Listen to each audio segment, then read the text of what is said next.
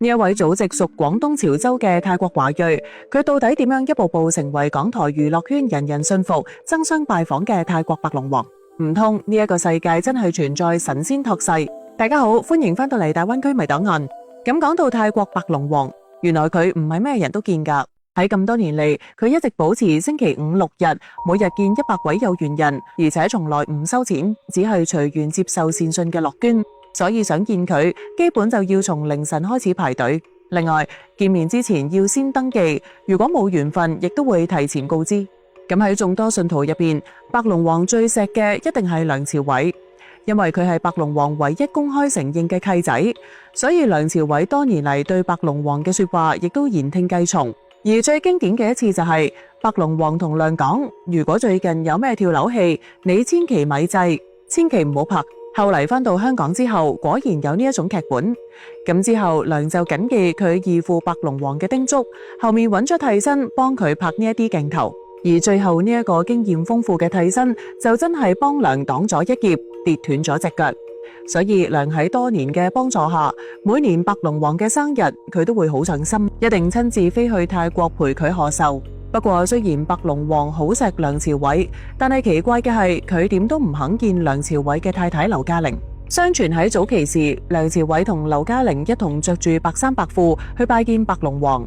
但當輪到佢哋兩個嘅時候，白龍王就直接話見男唔見女，就咁當眾拒絕咗呢位梁太太。而據知情人士講，其實白龍王之所以咁做，係因為佢 feel 到梁太太內心嘅磁場好強，認為佢性格好有主見，所以就算大家見面，佢都未必會聽，因而就索性唔見。而亦都因為咁，劉嘉玲之後就信咗佛。咁講完呢對明星模範夫妻同白龍王嘅故事之後，我哋再嚟講講呢一位已經紅咗超過40年嘅天王劉德華。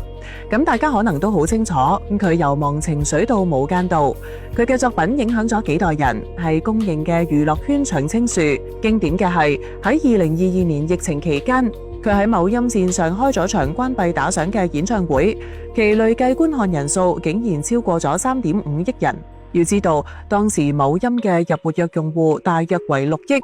因此可見呢一位劉天王嘅頂級號召力有幾咁誇張。但係原來而家擁有光芒萬丈嘅劉天王，其實當年亦都經歷過近乎絕望嘅財務危機。話說佢喺1995年因為電影投資失敗，就一度欠債達4000萬港元，宣布破產可以話只係時間問題。不過當年仲係努力大於選擇嘅年代，所以聞說佢喺走投無路之下，就搏一鋪去咗泰國揾白龍王指點迷津。慶幸嘅係佢同白龍王真係好夾，所以見面非常順利。據聞當時白龍王摸咗摸佢個頭就話唔使擔心，你嘅事業運只不過係時機未到啫。但要記住，以後無論工作定生活，都要學識謙虛，咁樣未來娛樂圈呢碗飯你就可以食成世。而最終應該好多觀眾都知道，呢一位天王亦都成為咗佢最出名嘅關門弟子。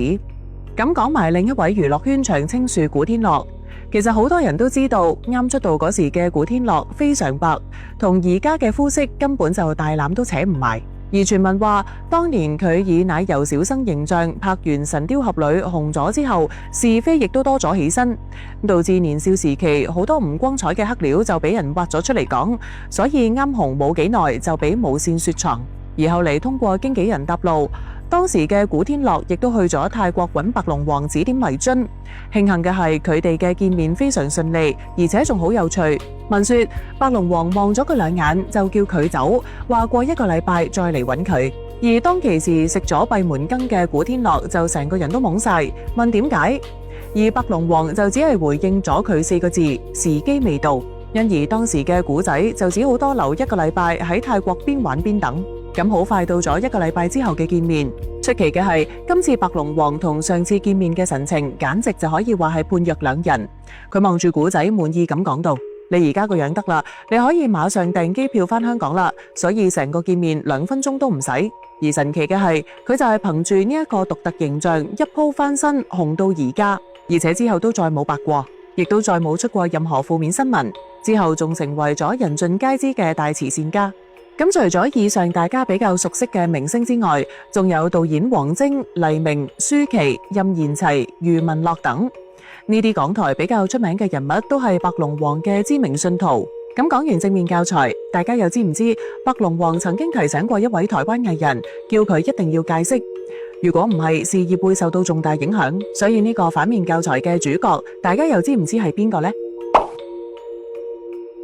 咁好多人都想問，點解港台娛樂圈嘅人會咁信白龍王，而佢當年又係點樣做到人盡皆知嘅呢？而呢個問題就要提到接落嚟嘅呢一位關鍵引路人黃創山。佢同白龍王一樣，都係泰國華裔，同時佢仲係泰國知名富商黃子明其中一個仔。老豆喺事業巔峰期仲一度做過泰國首富，而當時嘅黃創山一心諗住闖出名堂，繼承家族生意，就多次主動拜訪白龍王，尋求指點迷津。後嚟佢幾乎做任何商業決策之前，都會先虛心問準白龍王嘅建議。因為的確喺多次提點之下，佢嘅事業一直都有顯著嘅上升趨勢。而到咗1985年，黃創山喺香港開咗第一間叫天天漁港嘅酒樓，仲專門邀請咗白龍王一齊前往香港打點一切。而當時好多大佬眼見擁有御用風水師嘅黃創山生意越做越大，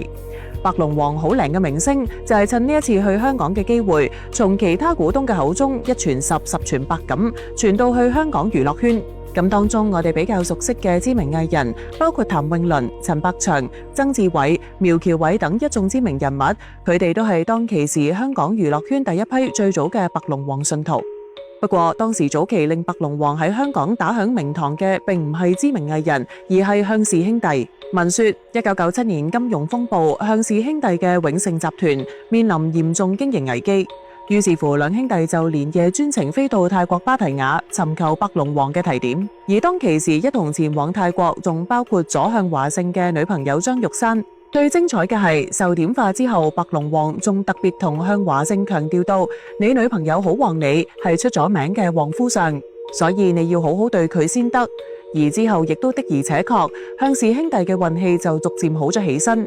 接連拍嘅幾部電影都好受歡迎。同時向華勝亦都借鑒咗白龍王嘅提點，對張玉珊言聽計從。因此喺2003年嘅時候，張玉珊憑藉上市公司修身堂，成為咗當時香港最年輕嘅上市公司主席。另外，據聞就係因為白龍王太靈，非常睇好劉德華嘅事業，所以得知此事嘅向華強夫婦就當機立斷借咗4000萬俾劉天王渡過咗上文提及到嘅難關。而有咗拯救向氏兄弟嘅事蹟之後，白龍王喺香港娛樂圈就正式打響咗名堂，因而亦都造就咗接落嚟佢同英皇娛樂楊受成之間嘅點金傳說。聞說當其時白龍王提點楊老闆就講到，一定要多關照自己旗下屬猴嘅藝人，最好仲要係單親家庭添。而真係咁啱，好似 Twins、Joey、Edison 以及謝霆鋒，佢哋通通都屬猴，而且都係單親家庭。另外不得不提，仲有05年開拍在即嘅頭文字 D。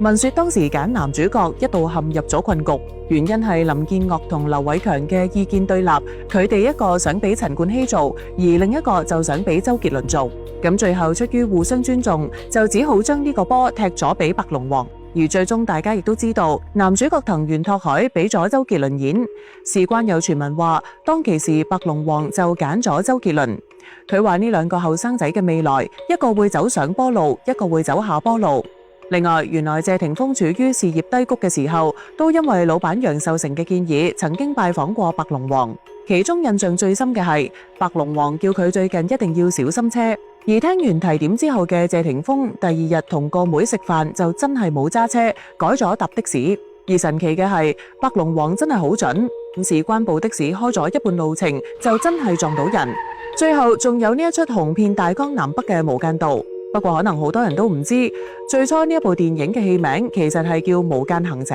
但唔知點解呢一部戲嘅前期拍攝好唔順，成日有啲古靈精怪嘅事情發生，所以為求安心，林建岳就去咗泰國揾白龍王指點。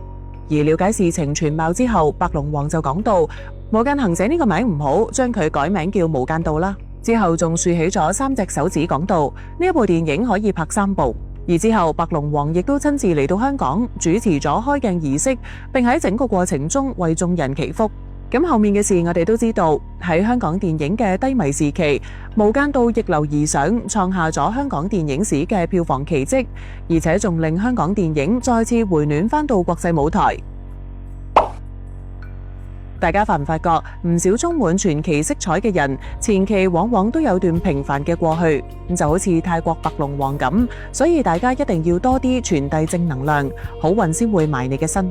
而白龍王本名叫周欽南，雖然人稱泰國白龍王，但係其實佢係泰國華裔，而且籍貫仲要係廣東潮州嘅添。同時佢後生嗰陣同大多數人一樣，每日做住重複嘅工作，只係一位按部就班嘅普通人。有人話佢早年做過電器維修師傅，之後又改行做電單車維修。聞說到咗40歲先得到啟示，佢話發覺自己原來係白龍王託世。而事實亦都好離奇，佢喺生活上就真係出現咗大軌跡嘅變化。相傳某日，有個顧客去到佢鋪頭買電單車，不過反常嘅係個客睇啱咗想買，但係佢就係點都唔肯賣，激到個客話佢有錢都唔識賺。然而白龍王居然好平和咁同佢解釋到，你今日唔適宜買車，就算買咗都會唔見。但係個客唔信佢，仲嬲爆爆咁走咗去其他鋪頭買。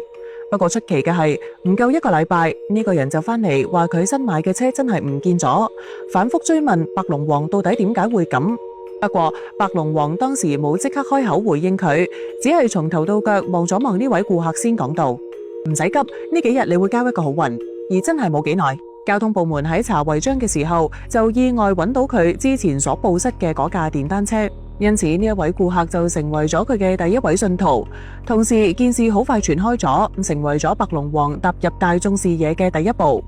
之後佢就揀咗一間草屋，並喺指定時間以白龍王使者嘅身份為有緣人解難。重點係佢對咩身份嘅人都特別有耐性，而且從不收費。就咁樣，名聲漸漸傳到咗當地一位快破產嘅商人度。而兩位見面之後，白龍王就真係幫呢位商人渡過咗難關。所以為咗報答佢，呢位富商就起咗泰國嘅第一座白龍王廟啦。最後白龍王生前亦都講到，佢係咪神仙託世根本唔重要，傳說有幾神奇都好，想要改運就要先改自己。成日怨天尤人，不如自我檢討。另外，你個心唔真誠，拜咩都冇用，所以做咩都好，要用個心去做，而唔係計較得失。同時淨係識得等運到，就算真係有神仙想幫你，都無能為力。因為所有機會同埋改變都係從你行出第一步開始，咁所以呢個世界根本就冇乜嘢神仙託世嘅講法，